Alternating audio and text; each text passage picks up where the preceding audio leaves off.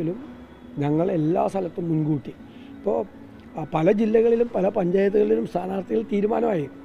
പൊതുവേ റിബൽ ശല്യങ്ങളൊക്കെ വളരെ കുറവാണ്. കമ്പാരിറ്റീവ്ലി വളരെ വളരെ റയറായിട്ടുള്ള, അതുപോലും റിപ്പോർട്ട് ചെയ്യപ്പെടുന്നില്ല. വളരെ ചെറിയ പ്രശ്നങ്ങളാണ്. ഘടകകക്ഷികൾ തമ്മിൽ പ്രശ്നമില്ല അല്ലേ. പണ്ട് മലപ്പുറത്തൊക്കെ സാമ്പാർ മുന്നണിയൊക്കെയാണ്.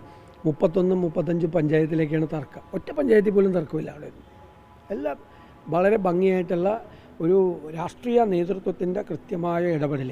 പിന്നെ ടീം UDF എന്നുള്ളൊരു ബോധ്യവും ആവേശവും പ്രവർത്തകരുടെ ഇടയിലുണ്ട്, നേതാക്കളുടെ ഇടയിലുണ്ട്.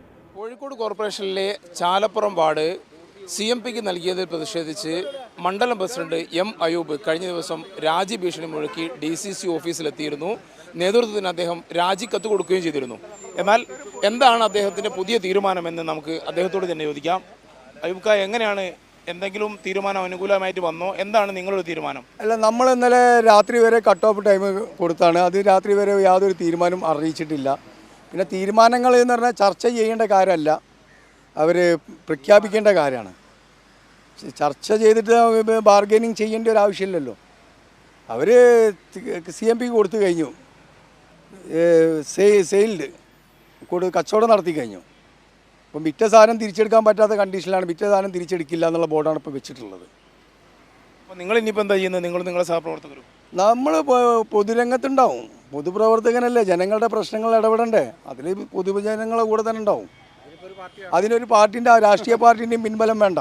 പ്രവർത്തിക്കാനുള്ള നല്ല മനസ്സുണ്ടായി കഴിഞ്ഞാൽ നാട്ടുകാർ ഞങ്ങളെ കൂടെ ഉണ്ടാവും. തെരഞ്ഞെടുപ്പിൽ എന്താണ് നിങ്ങളൊരു തീരുമാനം? അങ്ങനെ തെരഞ്ഞെടുപ്പിൽ പ്രത്യേക തീരുമാനമൊന്നുമില്ല. നമ്മൾ കൂടെയുള്ള പ്രവർത്തകരും പൊതുജനങ്ങളും എന്താണോ പറയുന്നത് അതിനനുസരിച്ച് നീങ്ങും. നമ്മളെ കൈവശം കാലങ്ങളായിട്ടുള്ള സീറ്റാണ്. MT പത്മയെ പോലുള്ള പ്രഗത്ഭരും മത്സരിച്ച സീറ്റാണ്.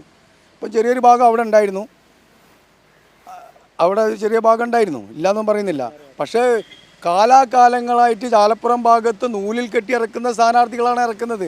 പ്രാദേശികമായിട്ട് ഒരു പ്രവർത്തകനും വളരാനോ മുന്നോട്ട് പോകാനോ കഴിയുന്നില്ലല്ലോ. എത്ര പേരുണ്ട് കൂടെ? 16 പേര്, ഞാനടക്കം 17 പേരുണ്ട്. ഞാനും 16 പേര് ഒപ്പിട്ട കടലാസാണ് ഇന്നലെ കൊടുത്തത്. എൻ്റേത് സെപ്പറേറ്റും ഇവർ 16 പേര് എന്നോട് അനുഭവം പ്രകടിച്ചിട്ടുള്ള കത്തുമാണ് കൊടുത്തത്.